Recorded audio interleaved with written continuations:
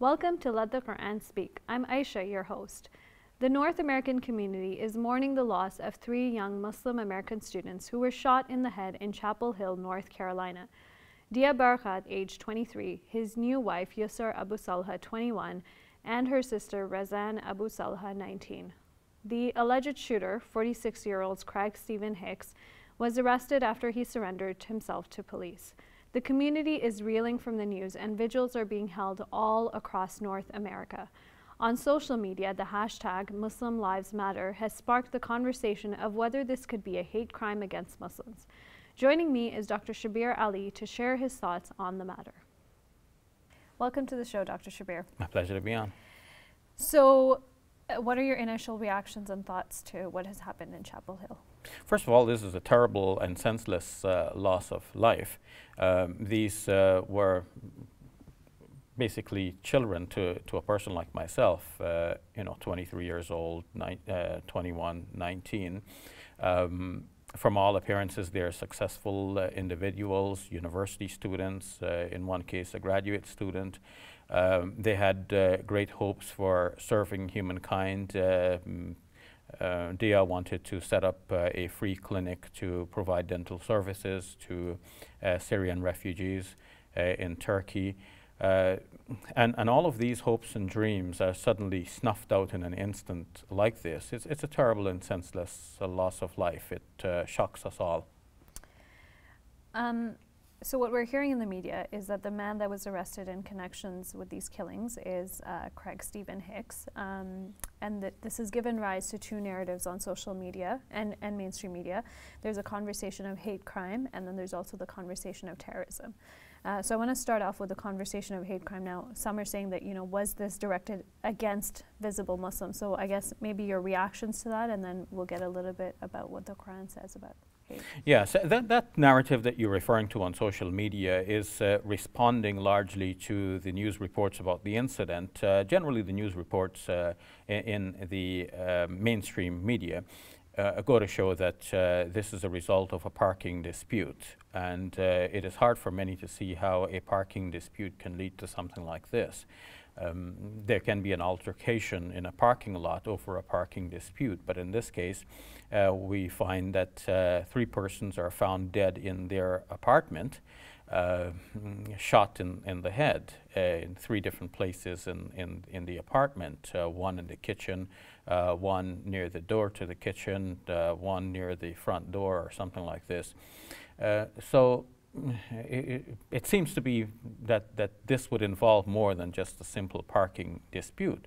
But of course, we have to leave the courts to decide this issue eventually. The FBI has begun its investigation into this as a possible hate crime.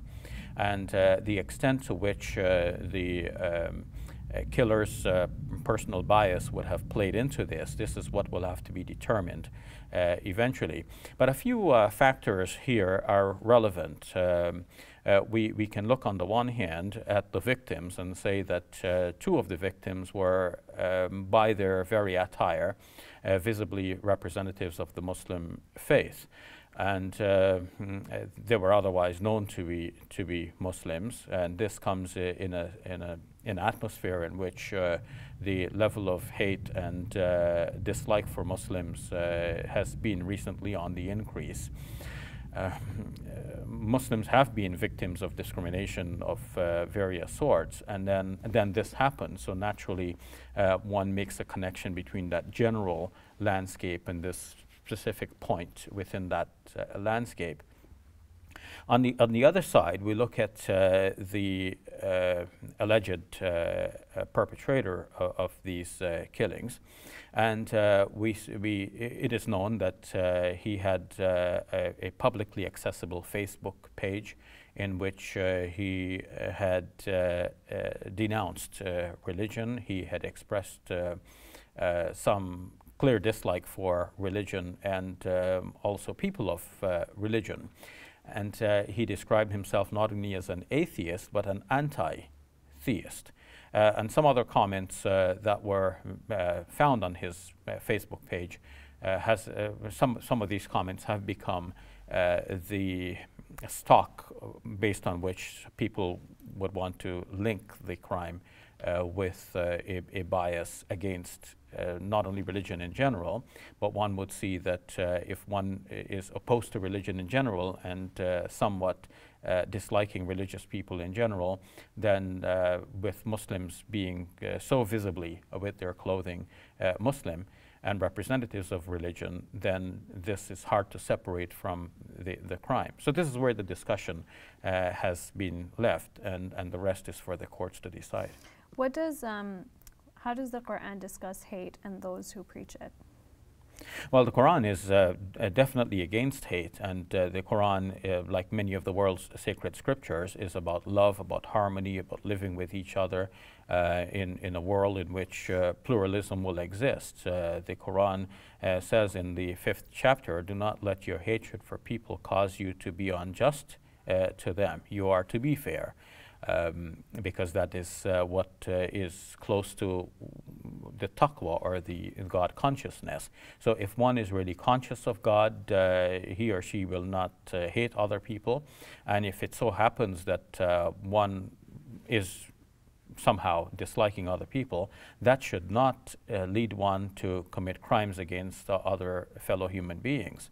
On the other hand, the Quran also shows in more places than one that if other people are using their hate against you and discriminating against you and saying harsh things to you and even hurting you, then you are to repay with kindness. And that may possibly lead to the person who so hated you to be converted to a warm friend. This is synonymous, I think, with the messages that we're hearing from the families, where they're saying, when media has asked them, what's your mission, what's the message, and they're talking about they just want to raise awareness and spread love so that this doesn't happen again. So it's definitely representative of that. I guess I want to switch over now and move the conversation to what we're also hearing on social media about terrorism. In light of, there's this incident that's happened recently in Canada, in Alberta. Mustafa Matan, 28, was shot dead while he was answering his door. We recently heard of a family in Michigan while they were shopping. Again, another incident allegedly connected to hate crime. And then there was also an Islamic Community and Education Center recently in Houston that was set on fire. Taking in light all of these incidences that are happening, and then what's happening in Canada right now, the bill that's being discussed in Parliament, Bill C-51, the anti-terror bill to combat terrorism, giving Canadian Security Intelligence Service unprecedented powers. I'm just wondering, from your perspective, to what extent, given what's going on the ground, what the government of Canada is, discussing, to what extent is this an effective method to combat terrorism and, of course, Islamophobia, so we can avoid incidences like these that have happened?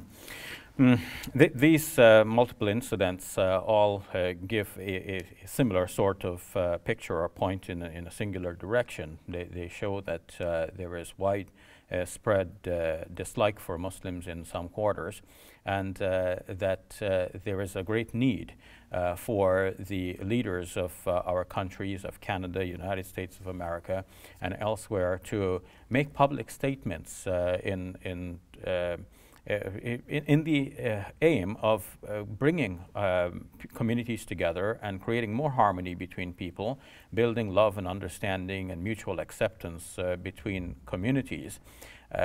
On the other hand, a bill like Bill C-51, as it is now being proposed, the anti-terror bill, or the recent changes to that bill, is widely opposed by many thinkers and many who are insistent on individual rights and freedoms that are the staple of modern progressive democracies.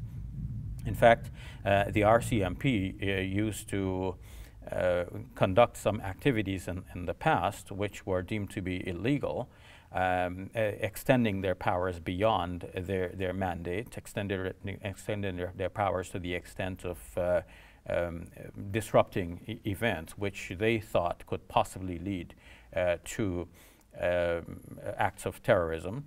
And to curb that excess, CSIS was created.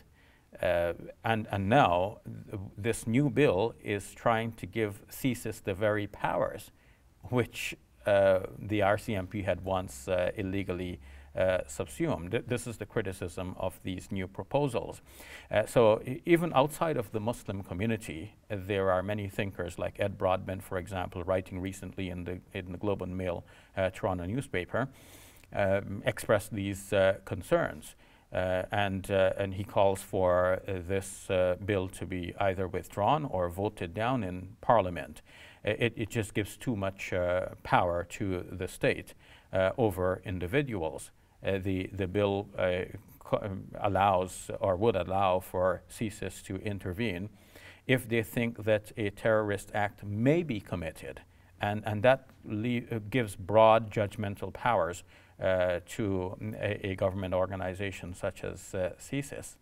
Well, it's interesting even the way they preface this, because the other conversation that we're hearing on social media is, you know, if in the Chapel Hill incident, if roles were reversed and the killer was a Muslim man and he had killed three white young people, that would have been all over media, and even the media was very slow in covering this. So I guess even this whole conversation of, might be a terrorist or do terrorist activity, it almost seems like it's double standards against Muslims to a certain extent. Yeah, so of course the media is not a live entity. The media is composed of individuals who will report things or choose not to report things. And people report things more likely that are shocking to them. And while there is a presumption of neutrality in the media, we're all human individuals, and naturally if a Muslim is working on something, then if the thing is more to the heart of the Muslim, then that would come out in the person's report. And if a non-Muslim is reporting something and that's not so much at the heart of that non-Muslim, then the report itself will probably be very bland as a result. So one naturally puts one's effort in a piece, whether it be an article or a voiced news report or whatever it may be, depending on one's own feeling and emotion, one's connection with the issue at hand. We try to keep a journalistic distance from what we report, but that is not always possible as individuals. So naturally, if in a media that is largely peopled by non-Muslims, we will find this particular flavor. And if it were peopled by Muslims, we would again find a different sort of flavor. So these are the two sides of that issue. At the same time, we do call on media personnel to pay careful attention to an incident like this. And yes, if think about what would have happened had the roles been reversed. How would the coverage have been in that case? Well, make it similar. We have a shocking incident here, 3 young people killed by a man who is more than twice the ages of 2 of them, twice the age of 1 of them. He's 46, the oldest victim is 23. These are like children to him in terms of age. And to think about the lack of compassion and mercy that would have been, that it would have taken to conduct these killings, one after another, like you shoot a person in the head over a parking dispute, this is unthinkable. So we need to look more deeply at our societies and find out what's driving people to such heinous crimes. And in fact, we often hear about terrorism as a problem, and it is a problem, and we need to do everything within our powers to root out terrorism. Muslims have to do their share, non-Muslims, individuals, governments, everybody has got to play a role in this. But at the same time, we need to recognize that more people die in the United States of America as a result of murders than as a result of those killings which are labeled as terrorist killings. So we have a bigger problem here that needs to be addressed. And at the same time, we need to ask, like, what exactly is the definition of terrorism, and why is this label so quickly applied if allegedly a Muslim is the perpetrator of a crime, and so slow to be applied. I'm not saying it should be applied in this case, but in general, this is what's giving rise to the social media discussion. People are asking, why is that label applied so quickly when a Muslim is the alleged perpetrator of a crime. That's all the time we have. Thank you very much, Dr. Shabir. You're welcome.